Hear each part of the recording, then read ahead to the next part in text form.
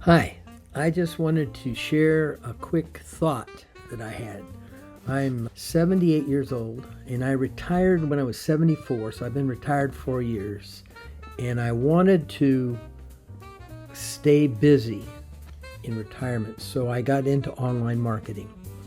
And so my point is that online marketing helps you stay relevant. You meet people, you connect every day, you do things, and you can do it at your leisure.